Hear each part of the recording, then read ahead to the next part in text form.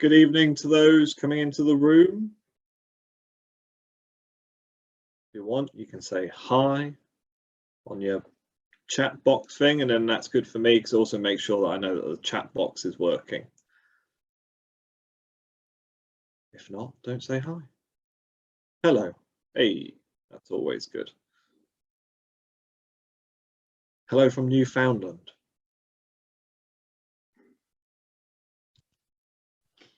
Just to let you know, Julian, we had a session earlier on behaviour that finished about 6:30. So I think some of those people who attended that session are also now attending this session. So oh, okay. They're the hardcore ones. Oh, that's definitely. Amanda Pierce, are you in Newfoundland, the Canadian province? I'm just going to double check in this. Yes, that's dedication to the cause. I've just had to double check there because there isn't like a Newfoundland in Wales that I'm unaware of. I've not known. So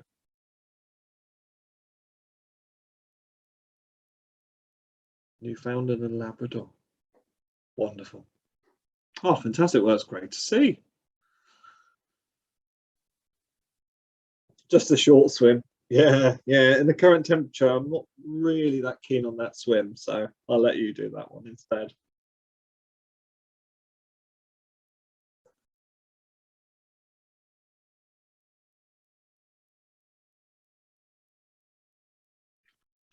For those that are wondering, Steve the dog is in residence, but he's flat out. He's been in the woods, so he's good. And Neil, you're joining from Toronto, Canada as well. So we have 2 people in Canada. Wonderful. Anybody else from Canada at all? If so, whack it in the chat box. Maybe we've got a link here that we're unaware of. I'm just going to give it a couple more minutes as people start to drift in, and then we'll get cracking. We've gone international. And we've got somebody from Vancouver, Canada. There's a theme here. Okay, I'm going to have to wrangle this theme into the aim for today.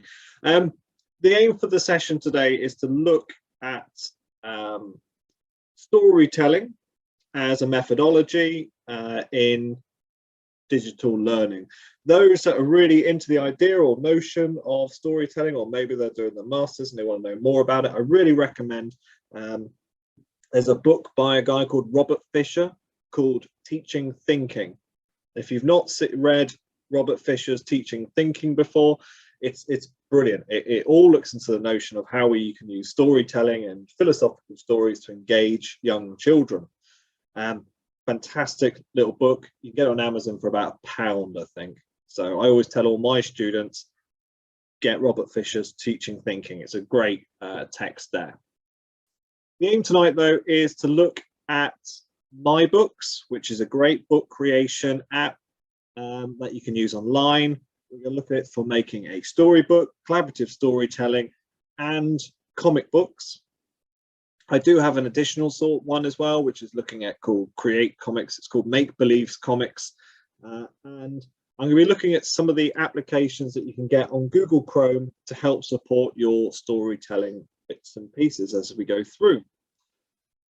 If at any point I start to talk about something that is not on my screen, I do this quite often, please whack something in the chat box. I don't get offended. And I'm more than happy to kind of go, oh, sorry. Also, if there's anything that I do talk about, and maybe I bypass it a bit too quickly, and you do want me to kind of go back over it again, drop me a message, and I'll more than happily explain it. Again, similarly, if you've got any questions, or maybe you see something and go, this is something I could use in my classroom, but can it do this? Can it do this? Again, drop me a message. If I'm unsure, we've got loads of time just to have a little play around and go, let's find out if we can do that. So let's get started. What I'm going to do is I'm just going to share my screen. So hopefully you should be able to see my screen. What I'm just going to do as well is just realize that I've got a little video to start us with tonight. Now, one of the first things that I want to look at is an application called bookcreator.com. Bookcreator.com, if I go to the libraries of book creators, it is a great tool that people can use for making short stories, interactive books. They can collaborate with other students, and it's a great little activity. It's really simple to make. It's something that you can all use. What I'll just start with is I'll just show you some examples here. So I quite like this one here. Before we start though, I'm just going to stop the share. I'm going to re-share only because I think I shared, but I didn't hit share sound. So I want to share the sound of this one. So this is one example of something that I'm going to be showing you how to make today. This is a book called Little Emma by Kiara, and hopefully we can press play. Little Emma by Kiara. And what I want to look at is how we can make books and stories, both with the student, or we can make them for ourselves for our classroom. One day there was a person. It was night time. She forgot to lock the door. She went to bed. In the middle of the night a monster came. In the middle of the night, a monster came. So, as you can see, this is quite a nice way of making something that is engaging for the children in our classroom, something that maybe we can make for them. And also the great thing as well is it combines quite a few different things. You've got your literacy, like for your reading, you've got speaking, you've got listening. Maybe again, the other benefit, I was talking to someone about this, is that you could have it in maybe a Welsh language with English translation and vice versa, or you could speak in Welsh over the top. Now, great question someone's asked is it free to use? Well, unlike some, at the moment, the basic package is free to use. Now, with the basic package, you can make up to a maximum of 40 books, which, I'll be honest, 40 books is quite enough really to be made. If you want any more, then all you'd have to do is make another Gmail account or another web address, and there you go, you've got another 40 books there. But if you do want to make 1,000 books, then it's £10 a month.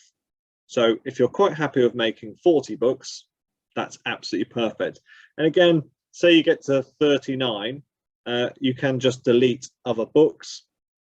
But I'm going to show you a little trick around this. We'll get to that in a second. Now, before I start the book I want to make, so I'm going to go to my library. Here's my library, and I'm going to go to new book.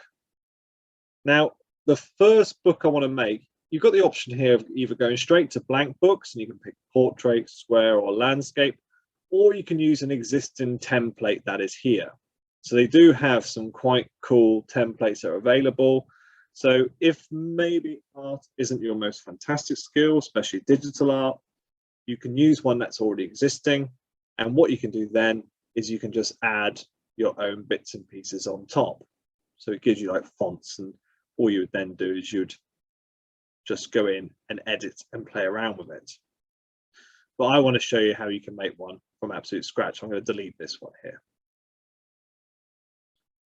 So I'm going to go new book, and I'm going to do this as, I'm going to pick a square book, because I like a square book.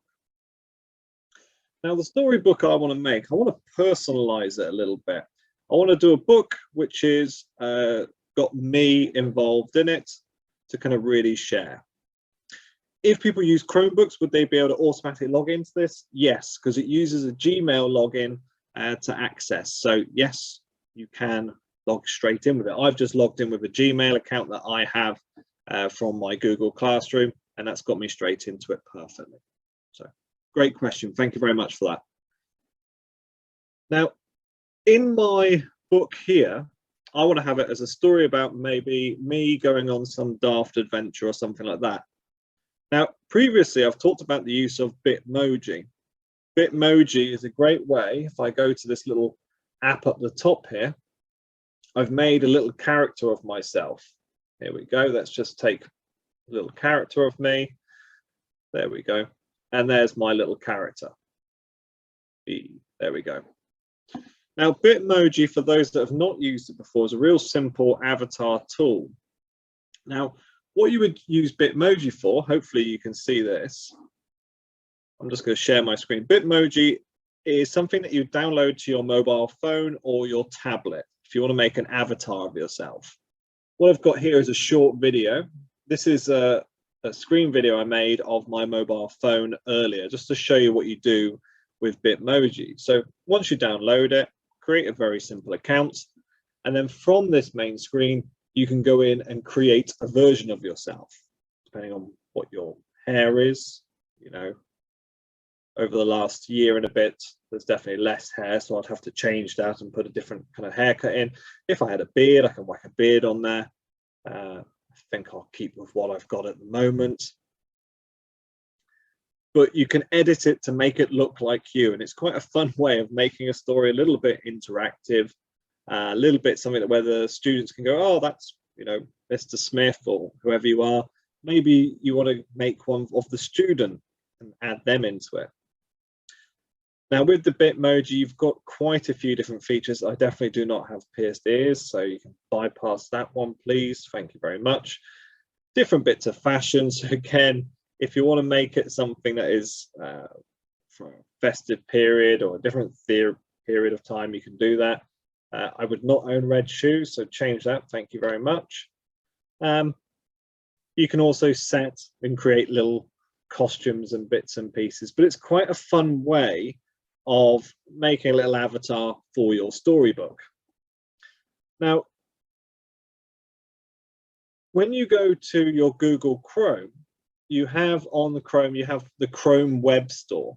So best way to find this is just to type Chrome Web Store into your browser. And then when you're in the store, just type in Bitmoji. And there we go. What I can do is I can click on that, and I can, where it says remove from Chrome, it say add to Chrome, and I'm going to add that. Now, let's get rid of him. Because what I can do now I've added it to my Chrome page. Up here at the top, I've got this little Bitmoji. And I can make my avatar do a few things. So if I put in the word mystery, say, for example, I'm doing one about me solving a crime or something. There we go. I can just drag and drop this little avatar of me into, and I'm gonna turn this into a, you know, Jules solves a crime or something. I'm gonna do it as a crime mystery book. So what I can do now is I can hit add, and I'm just going to put some text in here to begin with. So let's put Jules goes on a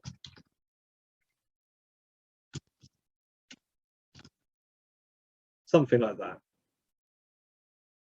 I can make it a little bit bold, underline. There we go, done. Let's just whack this in. And there we go. There's the start of my amazing book. I can also add some little background shapes and bits and pieces if I want to. I can add that in. What else can I add to this front cover? Well, let's put a picture in. So let's search for a picture because it's already linked up to Google, and say we're going to, well, I don't know, let's put woods. What it's doing right now is it's searching for scary woods. Maybe that's too much. There we go. Oh, I think it's a bit too scary for children, actually. Do you think about the age of the kids? I'll just whack that in there. Okay. And what I'm going to do is I've just right-hand clicked. I'm going to go move this to back. There we go. So let's make this. There we go. There's my front cover. Let's edit this text because I'm going to make it, play around with it a little bit more. Let's increase the font, make it bold.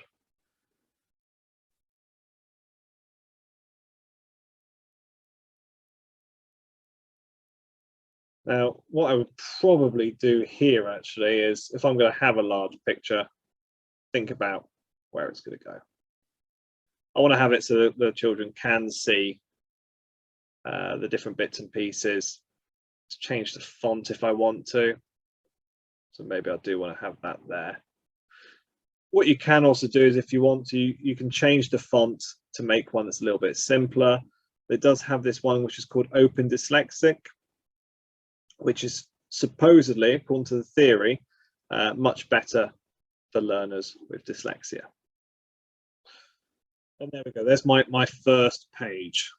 So let's now go on to building our second one. We create the account as a teacher, so you do have a teacher's account. Do the children need their own account to use it, or do they use the teacher's? Well, I'm going to come back to that in a minute, Emma Lily. It's a great question. The children can create their own account, that's absolutely fine, and they get another 40 stories. But what I can do here is I can, if I go to read one, I can share it with them, where they can then, so if I go to share, they can read it alongside it. But if they want to make one in a separate classroom, so say they've got their own iPad and stuff, they'd have to create their own account, which you can do. But again, it's through their Gmail one, so it's quite nice to do. I've seen this in use where they've done it as a classroom activity, and they've had all the children come in and share. To collaborate with two people working on the same book, that's the paid account for it. So it's kind of thinking about where it's going to be used. I have got another idea to help if you want collaboration between groups to make a story, and that's going to be in a little bit.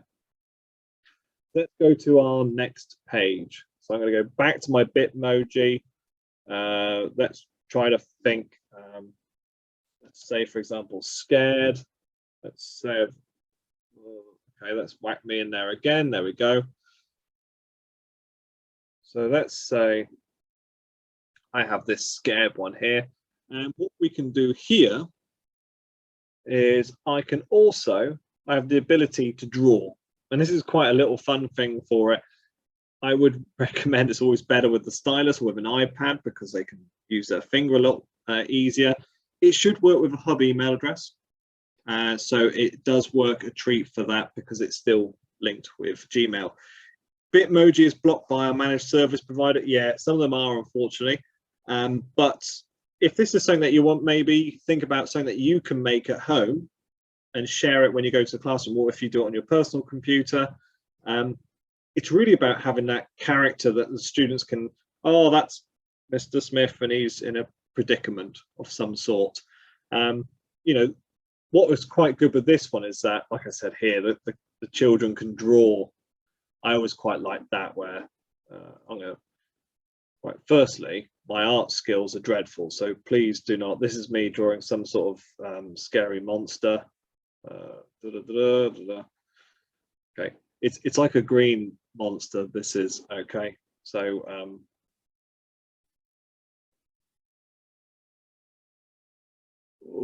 okay, that's the height of my art skills. Okay, so there's my scary monster. And I'm going to put my story section in here. Now, what I can do with the add item, aside from the text, so say, there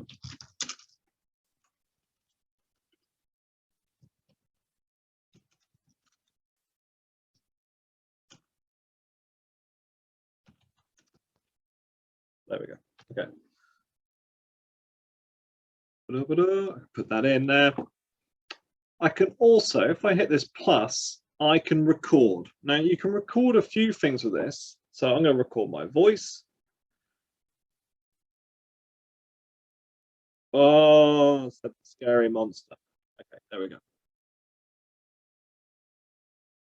Oh, it's a scary monster. So if you do want to add sound effects, there we go. You can have different sound effects in there. The drawing tool, everything is under this plus symbol. So I hit plus, and then I go to pen. So if I go to pen, say for example, I want to put in a dark sky.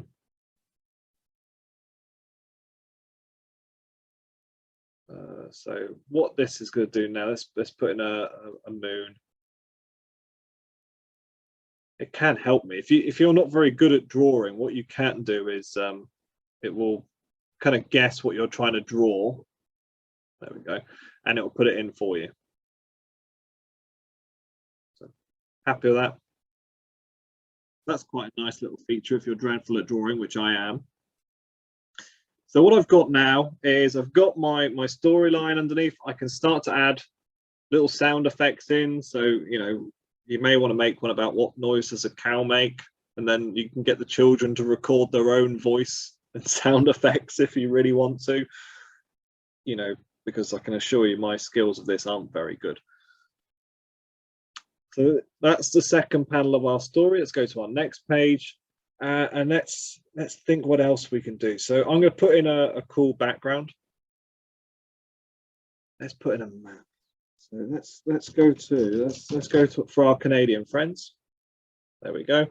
So say for example, part of my story is, there we go, whatever that place is. They're going on an adventure to Smart Fitness Geek. I can put this little map in. Is there a time limit on the recordings? On the length of the recordings, no. I think it's about 10 minutes. You know, I did one and I forgot and I just kept talking. It kept, because it's all on a cloud storage, so it's actually not too bad. So here's my map. Someone's asked, how did you add the avatar? So on the Chrome App Store, I added the Bitmoji app to my Chromebook, to my Chrome bar. And at the top, you'll see this little logo here with the green square and what looks like a happy smiley face. And then I hit that, and this gives me my little bar. So say now I've got my, let's say I'm looking for Jules, looking at a map. There we go. I'm just going to drag and drop them in. I can put that in there. What else can we add? Let's go to shapes. There's lots of different bits in here. Let's just type in map and see what comes up. There we go. Ah, that's where they get you. They get you. You're not allowed to have those special images, but I'll be honest, you can just copy and paste them, or you can upload. So if I go to import, I can just upload from my own files that I've got. So if I did go to files, I could download something from there. So let's just go through some of the key features again. I'm going to add an item. I can add text in here.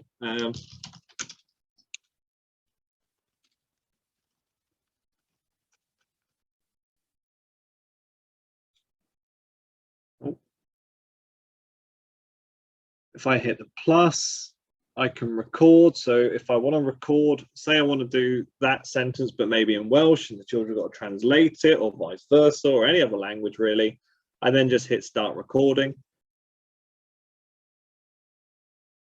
Let's get a map and go to Smart Fitness Geek in the middle of this lake, and then hit stop recording. If I'm happy, I hit use recording. That little volume box you can put anywhere because they've got to click on it. So maybe you've got it in different places you can add. If I want to add some little borders, so say I want to make it a little bit fancier, because at the moment it doesn't look that great. There we go. I can add some nice little borders in here. What other features can I add? I can change the paper. So if I want math paper, or maybe I want music paper. You've got loads of little bits and pieces, which are the nice thing about this, and the thing I really like about it is its simplicity. I think that's the key thing. In the previous one, when I've looked at storyboarding, there's an app called Storyboard, and you can look at Storyboard. It's great. The art is beautiful, absolutely beautiful. But since the lockdown's starting to hopefully get better, touch wood, the price of it has just gone through the roof. This is still something that is completely free and available for those 40 books, which I think is great for when you want to make that quick resource. Once the book is created, can it be uploaded? Let's go to that next stage, Sally Griffiths. Let's find out. So I've made my book. I'm happy with it. It looks dreadful. Let's go to my pages. There's my 3 pages I've got for my story. You know, what I can do is if I do want to move the story around, I can quite easily. I can either hit that, I can move it to a different page, but it allows me, if I make a really big book, to see where to go. What I'm now going to do is I'm going to go to read book. And what this allows me to do is here is a preview of my wonderful story. What a fantastic book. There we go. Now on the settings here, I can either change it to side-by-side pages or just one at a time. I can have it read and I can pick which voice I want to have it in. So maybe I want to have it, I'm going to have it as Hazel Desktop. Microsoft Hazel Desktop, Oh, no. English, Great Britain. There we go, we'll go for that one. I can increase the speed of the voice if I want to. Don't want it that fast actually. But what we're going to look at is now going to the share element. So let's go to the share menu. So I've got a few options here and I'm going to go for each of the options. Now, if I publish online, what this means, if I hit publish online, is that I can make it private, which means that no one else can find it. But if I hit publish online, I can send a link to people and they can look at it and they can go, oh, I can read this story. Remixing means that if I publish it and it's public, people can go in, they can add more pages to my story if they want to. So let's go to publish online. I can give a title and a description. Oh, okay. Scary adventure. There we go. And I'm going to publish this online. Now it's still private, which means that only I can see it and the people I give the link to. So I'm going to go to copy link. So now I've copied this link, I can email it to people. So what I'll do is I'll just, there you are, put it in the chat box. So if you want to, you can click on that link. Let's see what this looks like. And you now have my amazing story. So let's go to what they will see. So I can go to read to me. Jules goes on a mystery tour. Wonderful. Oh, said the scary monster. The monster was after Jules. It was scary like loads.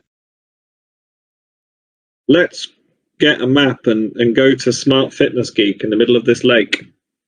And then hit. Jules wants to go away and leave this scary place. You've reached the end of the book. Brilliant. So you can see already that 1, masterpiece, and 2, what a great book.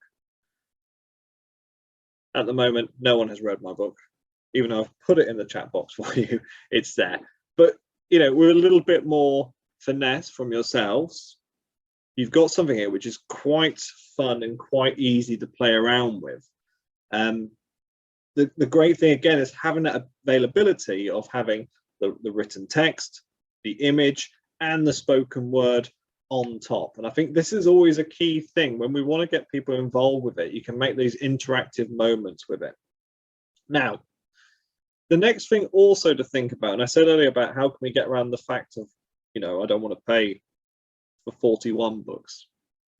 So what you can do is once you've made your book here, you can, I can download it as an ebook. Now, if you've got something like a Kindle or an iPad, then what this will do is if I download it as an ebook, I can read it very much like I would with a Kindle or an iPad. But if you go to your Chrome Web Store, there's a great little add-on here called EPUB Reader. Again, it's completely free. There's no dodgy adverts, there's nothing, it's just basically just a very simple tool. What I can do is I can download it as an ebook. So if you add the EPUB Reader, it just stays in there. And now you can see how using this app, I've got my book permanently saved as something which I can use at a later stage. So I've got my book always available. This is if you've got one that is special and you really want to keep hold of. So you can download EPUB Reader and you've got it permanently saved. So that's making a very basic book. So as you can see now, this is on the main homepage for Book Creator. I've got my story. I can go back in, I can edit again, say I want to add more pages. I can still share it to different people. Say, for example, I've got 2 books. I can combine it with another one if I make like an anthology series. Maybe I've worked with one student, one with another, and I want to add them together. I've got that available. Or I can just simply go to read, make it full screen, and I can enjoy it. And I've got permanently this awful green monster available. So that's making a lovely storybook. Any questions at all so far on making a simple storybook? Please pop them in the chat box before I get moved on to the next crazy fun element.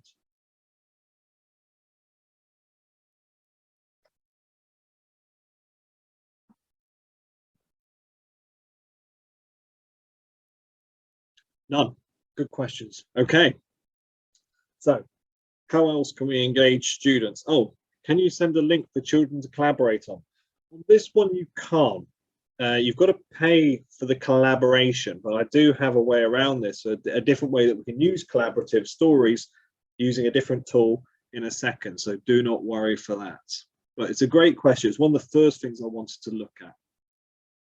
So when you've added the Bitmoji from Chrome, what you would need to do is get it on your phone or your tablet first.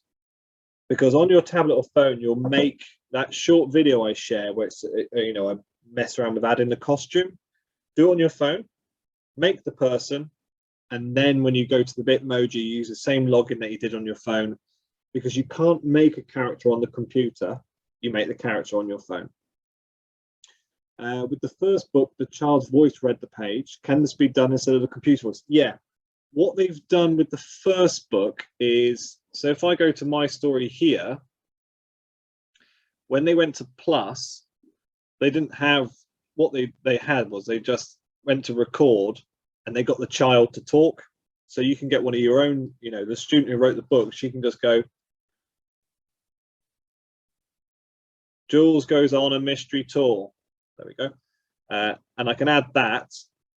So all I did was I clicked that element there. That's all they did. So it's quite nice in a way of personalizing it, going, you wrote this story and you're reading it out. So that's a good little bit there. So next book to make. This time, when I go to new book, I'm going to do something a little bit different. I'm going to make, because we want to get kids into storytelling, we want to get them into story writing, I'm going to use the comic book. Now, the comic book section that they've got down here, I really like, mostly because, again, keep it simple, stupid. That's the most important thing. But when you go to comic book, it starts to bring in these new different features down here. And what you've got, which is really great, are these panels. And these panels make things a little bit more exciting. So say, for example, I'm going to have Jules is now a terrible superhero. Let's pick a panel. Let's go for this one here. Quite funky to begin with. So I'm now going to go to Plus again, and I'm going to get some cool text. So what I'm going to do, first stickers, I just want to go for text, and I'm going to go for this title, and I'm going to go for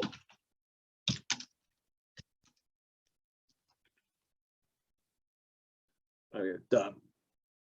And I'm going to go, yeah. So I'm going to actually, that's a bit too big. I'm going to decrease the size of that. So what I'm going to do is go to that information, and I can just decrease the size of that. I don't want this too big. There we go. So I'm going to put that there. Lovely.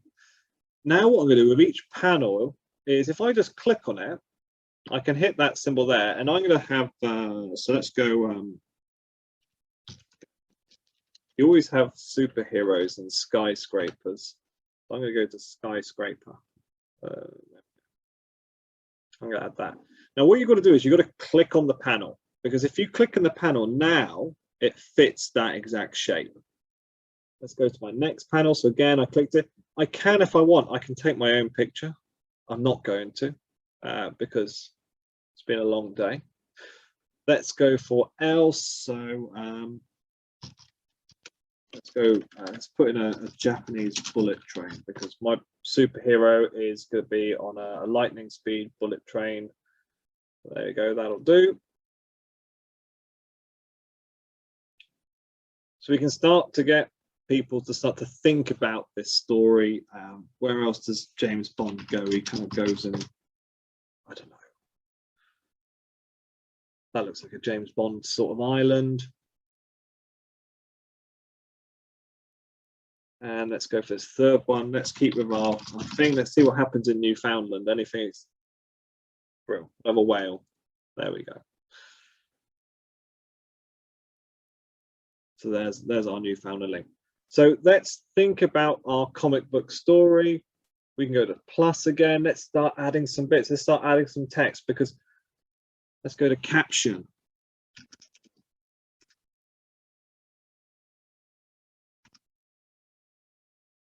Let's go done.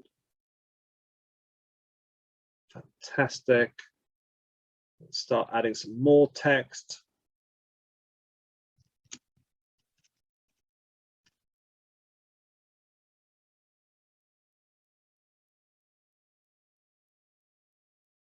Those that read comic books will probably go, oh yeah, I quite like how that font looks because I'm really sad like that. Now, again, what I can do with this comic is I can hit this plus symbol and I can start to add recordings in it. So let's add a few recordings. Let's go for one. Let's go in a dark, mysterious city. There we go. That's the highlight of that you're going to get, I'm afraid. So let's start adding that there. Let's add another recording.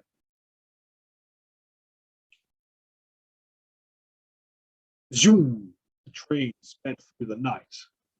There we go, fantastic. You know, you can already probably in your head, you're starting to think, how can I play around with this? Let's go for our next page, our next comic book page. I'm gonna hit this plus symbol. I'm gonna go to my frames. Let's go for my panels. Now what I'm going to do here is I'm going to have my two people looking at each other. So let's go for the city skyline again. I quite like the idea of the city skyline. Let's add that one. And then on this one, I'm going to have, let's go for Japan because that's going to have some funky lights. Yeah, we'll go for that. Cool, and we're going to add my Bitmoji character.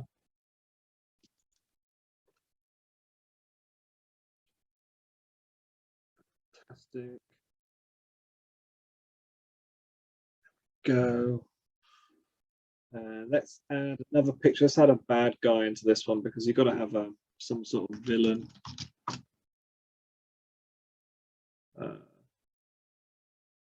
Okay, they're too villainous. Okay, he's pretty villainous, lad.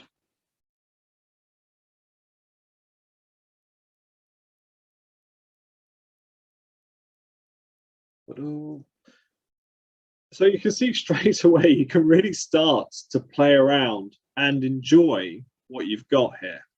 And you can make something, again, you can set the kids to go, okay, well, you've got to have a few hundred words. So let's go for, again, they can add a caption here. Add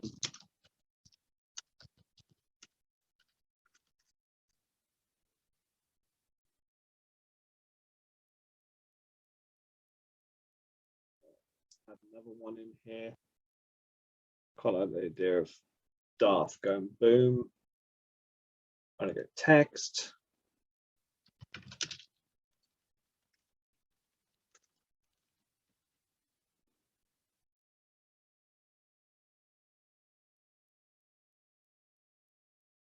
So the question earlier about how do we get the voice on this, plus, and I'm going to record. And I'm going to start recording. The superhero jumps through the city. That'll do. Maybe I want to put that there.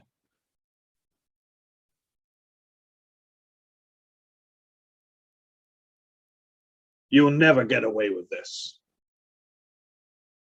You know, I should have done a drama course, I'll be honest. I was I'm missing out here.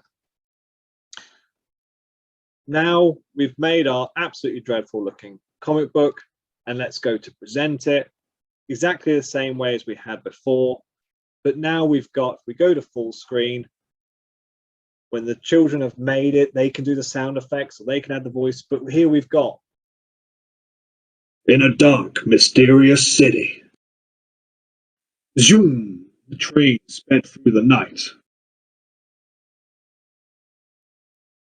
The superhero jumped through the city. You'll never get away with this. Wonderful. There you go. So, one, I'm in the wrong profession. But two, you can see straight away that they can start to play with this. They can start to add to it. They can make their own stories. Maybe you get them, before they even start to design it on a computer, you get them to write it.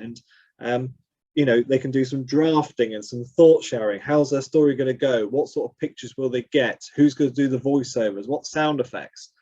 And straight away, we're making the story process enjoyable, fun, interactive, and playful. And it's something that they can really start to add around in, which I really do love. So just to kind of let's add one more page, and just to kind of showcase other bits and pieces. There's loads of these really cool backgrounds and bits and pieces, which I think always are useful because it makes it easy, it makes it fun, makes it simple. If you do want to get some more features, again, I always recommend Canva. Canva is something that Beth from NEU showed me. She said, "Oh, have a look at this," and I went on Canva and I thought, I'll have a look, see what they've got. And again, they've got these great, if you want to take a picture and you want to use a book cover to make your book a little bit fancier, I can take something from here. So say, for example, that looks nice. I can change the font around. I can download this as an image. I'll just download it. And let's go to create a new book. I'm going to make it portrait. And what I'm going to do is I've just dragged and dropped in that front cover I've made off Canva. So, you know, if I do want to make something look a little bit fancier, and maybe my art skills need a little bit of work, I just went to Canva and I typed in book cover. And there's loads of these pre-made ones that you can go in and just edit and add bits and pieces, and it's quite nice. Now, someone asked earlier about this notion of going, well, how do I get them to collaborate? Maybe I want to get them to share ideas. Now, for this, the first thing that came to mind was, and I kind of went on about it a while ago when we looked at escape rooms and stuff, but it's very much the same features. I would say Onenote. Onenote is probably a really great little tool to play with for the collaboration. But before I move into that, great question from Sally. Do children have to complete a book in one sitting? No. Because what happens when you make your book, so if I go to my main page, so here's my dashboard for bookcreator.com, and you'll see here it says my books, 3 of 40 books. I click on that, even though I've logged out and I've logged back in, and what I can do is I can hit that pen and I can go back in and I can keep adding to it as much as I want. So if they don't have to complete it in one sitting. The great thing as well is it's also auto-saved. So they don't have to hit save. And if they decide to like not charge their laptop up or something, which I did the other day, then it doesn't matter. It's always saved on there. But with regards to the collaboration, OneNote is a great tool that they can use for a collaborative effort. Now, the great thing with one page, even though it doesn't look like the story, it doesn't have the same flip, which I feel is something that does miss it. If you want to get people to collaborate, maybe you get them to collaborate on this tool before you take it to Book Creator. Because what I can do here is I've just gone on OneNote. I go to File, and I can go to Share. And I have to log in here. I have to log in with my account details. But what I can do is I can share this with other people. So I'm just going to save it to go. Excellent, thank you very much. I can share this with, there we go, an edit link with other people, and they can all collaborate on the same document at the same time. Now with OneNote, what you have at the top, I always say to people, think of it like those 1980s filofaxes. You've got these little headings, and I always think of each one as a page. So what I can do is I can click on here and I can rename it, and I can go chapter 1. I can read section 2 and I can go chapter 2. And then I can go here, chapter 3. And each chapter I can use as an opportunity to go, let's share, let's collaborate together. What could chapter 1 be? So it could be the introduction, they go to the haunted house. And what you can also do on here is you can insert pictures. So they can go to online pictures, and maybe they want to download a picture in there. Maybe they want to do like a kind of like a collage or a mood board of different ideas. They can also insert and record audio. So if they want to practice something, what they can do is they can add an interactive thing and go, okay, I'll do these sound effects, and they'll go on the story. And then that's automatically saved using this. They can also insert, and maybe they want to record video, and they can add those elements in there. So if you're thinking of going, well, how can I get a collaborative one? I would always think use OneNote as a way of collaboratively sharing these tools before moving forward. So that one allows for people to come in and talk and discuss all at the same time. Now, one little tool before I do go, I always like to bring it in, and this is a little extra one that's in there. I always think of this one as like a nice little beginner's tool, and this is Makebelieves Comics. This one is kind of, I found out about this one through when I was working with ESL moons ago, and it's a very simple comic book tool that's available. So you can create comics that gives you a nice tutorial. So let's create a little comic. And what this one does is it gives you 3 or 4 panels. Either it gives you one panel and you play with it, or you can remix one that's already in there. So let's make a very basic one. I'll sign in. So you just sign in with your Gmail accounts. And what it does is it just gives you a few panels to play with. And what you can do is you just click on the panel, and it's a drag and drop tool. So if you're thinking of something, you go, okay, Book Creator looks great, but it looks a little bit complicated, maybe. Makebelieves Comics is something a little bit simpler. So there's I can just drag and I can just drop into the little box there. I can add some balloons and prompts. I can add some little text boxes. The one thing I would say with this one here is it's more about kind of going, okay, this is a little Kickstarter, then we'll go to the bigger tool that's available, and that's Makebelieves Comics. So I really do hope that that has been useful for you, a little guide into the use of bookcreator.com, which I really do rate as a fantastic little tool. Hopefully Bitmoji will allow you to make little avatars of yourself. Again, those little avatar bits and pieces, I don't wear shorts and a cat t-shirt like that. However, you can add those to your PowerPoints, or you can add them to your own other tools that you have. But it's a great way of getting you to engage and getting people to engage with making stories and having fun with stories. And I think that's the most important element. So what I'll do is, if you do have any questions, please pop them in the chat box. I'll be more than happy to answer them. And I hope that has been really useful and something that you will take forward for yourself in the future. So thank you.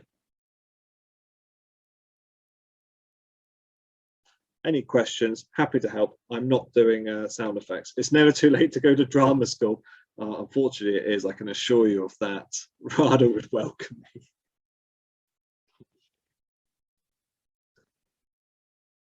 Oh, good. I'm really glad that people found that useful. The comic one for me, I always really enjoyed. I thought it was it's quite a fun way to get kids into writing stories, having fun. Again, really rate Robert Fisher's Teaching Thinking, because he talks a lot about morals and how do we teach children morals. And if you look at basic superhero stories, a lot of them are very much about morals and moral dilemmas and how they overcome them. It's a great way of teaching kids those sorts of lessons. Is the recording going to be available? I think it's going to be on YouTube. Lisa's going to whack that on YouTube. The next session is on quiz and quizzing.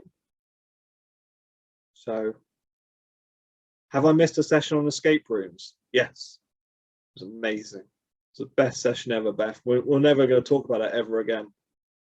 So it is, again, I think when Lisa sends the NEU YouTube, I think the video for the escape rooms is on there. Again, I think that's got my amazing storytelling skills yet again. So how can we get the YouTube links? What goes on in the escape room stays in the escape. It does. I can't even remember the story. It was terrible. The YouTube link, hopefully Lisa will be emailing that out to you all as part of attending for tonight's class. So on that, I will have a quick look, see if I can get it now while I'm here. Yeah, I usually put it at the bottom of the email with all our links to everything, but if Julie can grab it now, it'd be great.